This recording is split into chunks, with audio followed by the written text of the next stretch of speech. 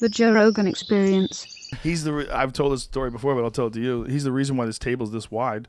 Oh, you were just nervous? This table was going to be, I was going to make it more narrow. I even had a smaller table that we were working with as a guide. Yeah. And then we were still doing the shows back in L.A. We were setting up this studio. I did an interview with Tyson, and he was so amped up for this Roy Jones fight that I got nervous. Being in the room, and I'm like, I like that extra 6 inches. That's hilarious. Space between us, because he was so ramped up. Oh, man. When he left, Jamie goes, that's a totally different person. Yeah. Because he went from being Mike Tyson, pot grower, right, not working out at all, to getting ready to go to combat again, getting ready to fucking throw hands. Yeah. No, he was so amped up. And we've all watched the video where he calls that photographer out, and he's like, I'll fucking eat your ass, you bitch, I'll make you love me. Yeah, I watched that, I'm like, ah. He said, I'll fuck you until you love me. Wow, where does that come from? That's an inner demon. That's letting a dude know he's going to be fucking him for a long time. Yeah. But it's a weird jump because he's not actually going to fuck the guy. He's going to beat the shit out of him. He might. He might. If he decides to, that's his call. That's what it is. Yeah, right? That's what it is. When he's Domination. Yelling that at you, he's letting you know, if I decide to, you're not, I'll fuck you until you love me. That is like one of the deepest, darkest things a person's ever said to somebody. That haunts me at night. Terrifying.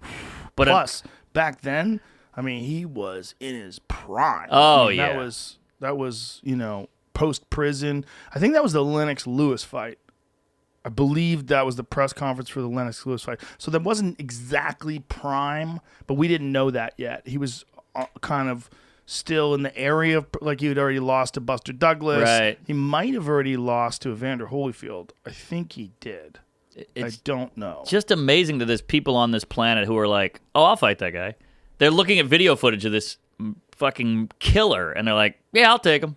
There's a lot of killers out there. I know. They always want to be the man who beats the man. That's what it is. That gives me hope. I know we call it toxic masculinity or whatever the hell, evil men, but it's amazing that somebody would want to go toe-to-toe with this fucking monster. What is this about? This is a different I know thing. it is. This is I'll eat your children. Yeah. Oh, this is a different one. Yeah, play this. I'll eat your play children. this. JMO. Jamie. The COVID has really hurt you, I think. You've been slacking since. Yeah. I don't know. Something's wrong. By the way, quite a hog on JMO. I saw it in the sweatpants. Yeah. Wow. Quite a piece you got there. Welcome. There you go. Man, he's not denying it either. He's smiling. He's all red now. Look. Oh, my God. You look like the walls. No, get it out there. Get it out. Tell the fans. If they come up with a hog implant. Oh, that's like legitimate, like good to go. Everyone universally accepted the way fake boobs are accepted. Yeah. Because fake boobs are basically normal. No one says, listen, you got a great personality, but this is bullshit. Girls in high school are doing that shit. Oh, yeah. Oh, yeah. School? Oh, is yeah. Is that legal? How is that legal? Well, you hit 18 or whatever. Oh, God. But yeah, I feel like it should be 21 before you do something like that. Yeah, but man, would I kill for a huge dong?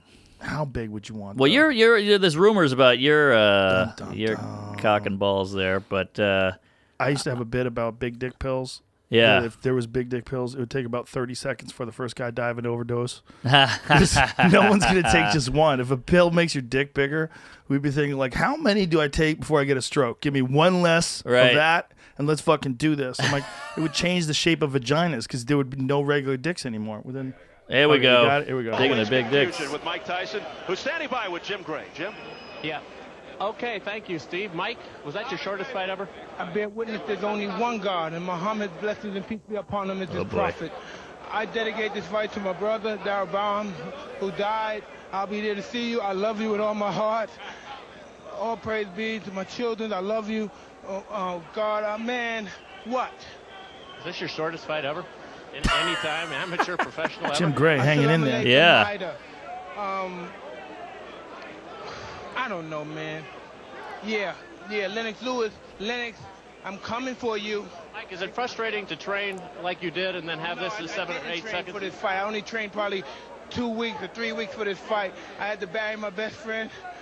and I dedicated this fight. I wasn't going to fight. I dedicated this fight to him. I was going to rip his heart out. I'm the best ever. I'm the most brutal and vicious and most ruthless champion there's ever been. There's no one can stop me. Lennox is a conqueror. No, I'm Alexander. He's no Alexander. I'm the best ever. There's never been anybody as ruthless. I'm Sonny Liston. I'm Jack Dempsey. There's no one like me. I'm from Nairclaw. There's no one that can match me. My style is impetuous. My defense is impregnable. And I'm just ferocious. I want your heart. I want to eat his children. Praise be to Allah. Whoa. That's the craziest post-fight speech of all time. Yeah. There is no second place. No, he's got great writers. Holy come shit. on. And even the way my style is impetuous, my defense is impregnable. Yeah. And it was just, bam, I'm Sonny Liston. I'm Jack Dempsey. I'm from their cloth. Woo! He got to there from the easiest question. It was a yes or no question. Is this the shortest fight? Yeah. All he had to say was, yep or nah. And he just went all the way to left field. That was amazing. Yeah, that was heavy. That was heavy. I mean, could you be in his entourage? Because he seems like a guy who could just flip on a dime and you just like, hey, you want the Funyuns? I'll fucking kill you. You're like, oh, shit, I'm sorry. We've been best friends for 30 years. Yeah, I don't know if he would be like that. When I've met him, he's been very nice and very friendly to everybody. But I think when you're a dude that's that fucking driven and that maniacal when you're at your best, I mean, you got to realize, like, throughout his life, all of his great success came from his ability to be ferocious. Mm-hmm. All of it. Right. I mean, the whole success of his fighting career came from his skill, his technique, and his ability in the heat of the moment to be ferocious. Yeah. So he was just geared up for that. I know. There it is, right? This is the other one, the brawl. fuck it till you love me. Yeah. Oh, God. That guy must have been trembling.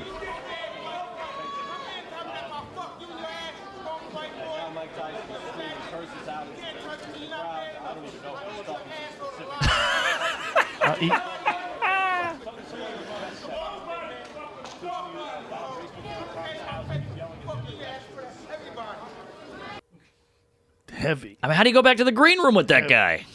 You go. You're right, Mike. Yeah. Good point. Well You're said. right. Well said. I think you did everything perfect. Let's get out of here. If I was that punk ass white boy, I would have been running out the fire exit. That guy still to this day, probably if he's still alive, probably wakes up in the middle of the night. Jesus! Yeah. Like he's thinking of Mike Tyson over his bed. Oh, I love you. Punching him in the face. Holy shit. But again, like in the context of a regular life, that is outrageous behavior that you would never expect from anybody. But in the context of a life where you're rewarded for being the most ferocious and you're ruthlessly successful at doing that, like, that is normal. This is like you look at his fights, the stoppage of Trevor Berbick to win the title. You look at his destruction of Tyrell Biggs and Marbus Frazier, and you go through his career, and of course he's got that in him. That's how he can turn it on. But that feels like more. There's more there. That's why he's one of the greatest to ever lace up the gloves. But it seems like there was some real trauma, like something we don't know about. 100%. Yeah. He talked about that trauma, but that trauma is also what motivated him to be so great. Right. See, the thing about a guy like him is, like, you can't get there any other way. He was not. It wasn't that it was just skillful and just competitive and just unbelievably technically proficient in the art of smashing people with your fists. Yeah. He also had an extra gear. Yeah, that other people didn't have. He was, and he was even hypnotized when he was a young boy. Really? Yeah, Cus D'Amato, he was telling me the whole story of it on the podcast, that Cus D'Amato took him when he was a young boy. You got to realize he's like 13 years old. He gets adopted by one of the greatest minds in the history of boxing. Right. Cus D'Amato was he was a hypnotist. He really understood psychology, like, deeply, and he was one of the great boxing trainers. He trained Floyd Patterson, Jose Torres, like world champions.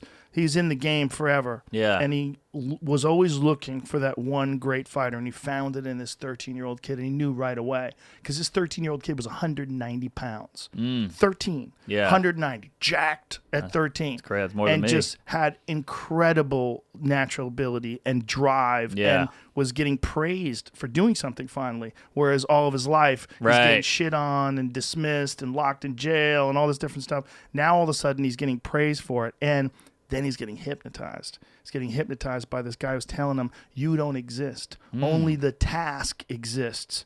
Don't fill your mind with thoughts of yourself and good or bad, or I'm a bad person, I'm a good person. You don't exist. You are the task, and you move forward and you attack. Yeah. Jesus. When he was saying that you don't exist, like think of that, just the task exists. So he's got him so focused on going out there and attacking that person. Well, the other person has all these doubts and fears and this and that, all this shit in their mind, but he's trained to think like a locomotion, just a train, just coming at you. You're not going to stop him. He's just going to figure out, he's not filled with self-doubt.